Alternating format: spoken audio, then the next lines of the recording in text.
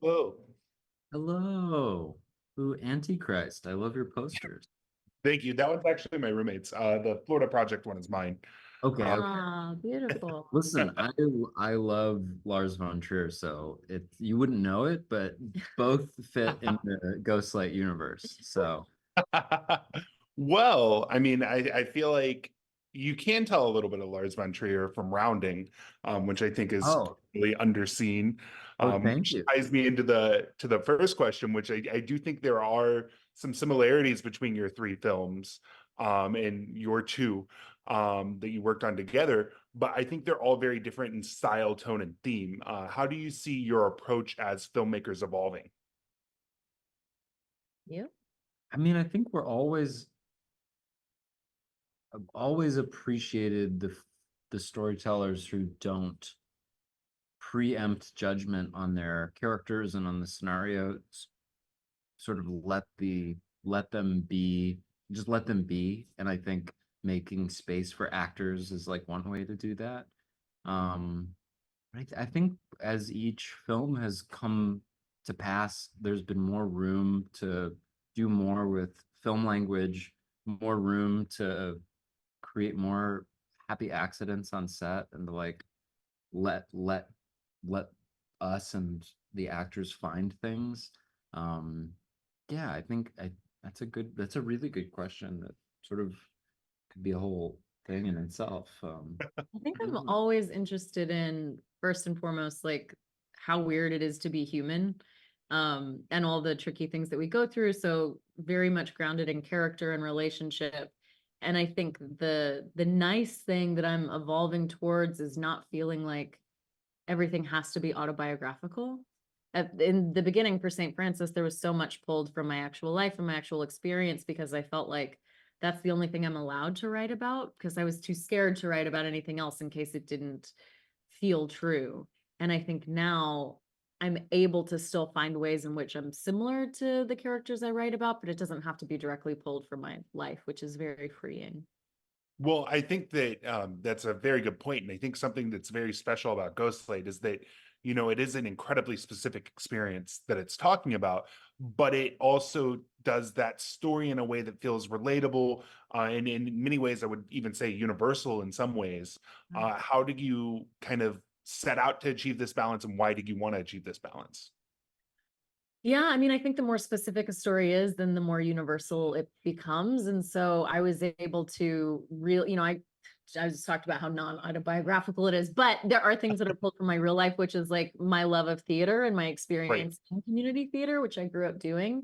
And so I was able to make that super, super specific and then sort of, I think the things that are universal is it's very scary to share complicated feelings, especially pain. I think like culturally, we don't really know how to do with it or how to deal with it, especially when it comes to death by suicide. It's something that people are encouraged, I think, sort of like subtly and not so subtle ways to look away from, um, because nobody knows how to handle it or what to do. And so, I think like have showing the experience of somebody left dealing with that was something that I was scared to show, but also didn't want to look away from as well. But grounding it in this super specific place of a community theater, I think then makes it a more universal experience.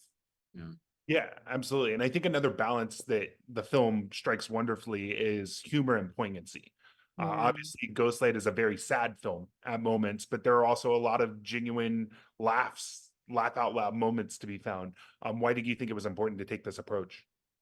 For me, that's my favorite thing to consume. Like it's my favorite thing to watch. I love Fleabag. I love, the way that Greta Gerwig writes. I love sort of our touchstones for this film was If Manchester by the Sea and Waiting for Guffman were intertwined. Because I always find that when I'm watching something, I want it to feel the way that real life feels, which is it's both absurd and horrible and beautiful and hilarious. Like it's all things all at once. It's not like things are easily categorized into comedy and drama. And then comedy does a really good job of opening people up, and sort of like putting people on the same page. And then I think that's a great, once they're opened up, then you can start to bring in things that they wouldn't necessarily have been open to experience catharsis and forms of tragedy. Yeah. And do you have anything to add? Yeah, well, I think that one of the in the like execution of it, because I think the script itself is like it's all those things, but then there are a lot of films that try to like tread different tonal lines and like fail. And I think in the execution of it, looking at Manchester and then looking at like for me, Moonstruck like was a big reference point, and just not so much as like how did they do it, but just knowing that with confidence it was possible to like walk that line. Like Kelly said, I think this is just real life. Like in real life, you know, your parent passes away and you step in a puddle, and then something hilarious happens. Um, but yeah, I don't know. I think it's just it's more realistic. Like our production designer saw, speaking of like sort of the Von Trier side of things, saw Cachet Okay. first time a couple days ago, and she's talking about the scene where the main character says to his wife, like an old woman on the street told me that I reminded her of her dog. And like it's hilarious. That's a good and line. Also like cuts to the heart of what is so terrifying about being in that world of that film.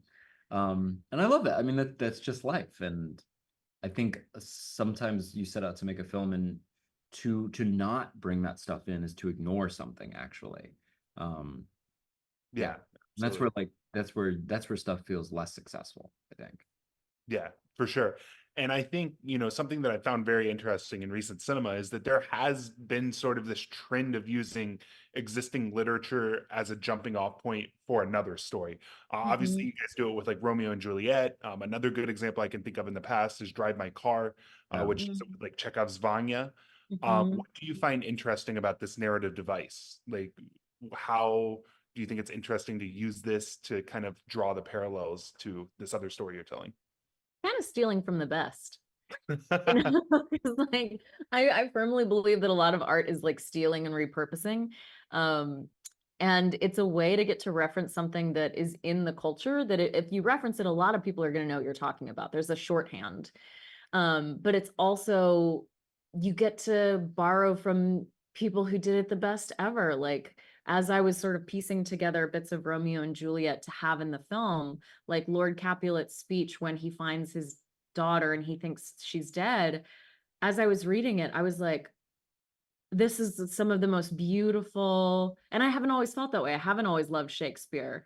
Or even that scene. I mean, Or even that scene, I'd never really paid attention to it before, but like the line, with my child, all my joys are buried. I was like, that's a fucking, what a weird way to say it, but that's a banger, like it doesn't get better than that. And so I think getting to like use something that's a cultural touchstone to get us all on the same page about something, and then re-examine it maybe with a different lens or from a different point of view, it recontextualizes it in a way that's, I think, very useful. yeah. Yeah, absolutely. And I think I only have time for one more question. So I do want to ask about, this film it's very much a family outing. Obviously, the two of you are a couple, and then the three leads are obviously a family as well. What do you think that there is to be said about creating art as a family unit, both within the story as the family members work together to put on this play, and in real life as different family units are coming together to build this movie? I think there's an immediate vulnerability and a willingness to go there, that if you're working with someone you don't know, you get frustrated with them, you schedule a time to talk, and there is none of that, with with their family and with our family. We have to deal with it. Like we have to interrogate it and chase it down, and it means we're more honest with each other, and we sort of that trust is like iron forged, it's or forged in fire or something. It's experienced a lot of intense heat and pressure, and so it is not brittle. um yeah, it's just it's a good way to do things. It's kind of what you want in any working relationship, that you know, you hear the great actor director pairings, they sound like marriages, you know, they talk about them and it's like you're listening to a married couple. Yeah, not that I'm- marriage is the, you know, we're not married, so. But he's gonna propose right now. No, I'm just kidding. You got the scoop. No, I mean, just to very quickly, I've always been jealous of people like musical families who jam together, who can like take out a guitar and take out whatever, and they can just communicate in that way and on that level. And that's what it feels like we're doing that. Like we're able to jam together for people who don't play instruments. Yeah, Yeah, absolutely. I do Well, actually play instruments, by the way. What instrument? I play the piano and clarinet. Prove it. Well, thank you so much again for your time. Really enjoyed the film, and I can't wait to see what you guys do next. Thank you so Thank much. you. This was Thank you. awesome. Have a wonderful rest of your day. You Yeah, too.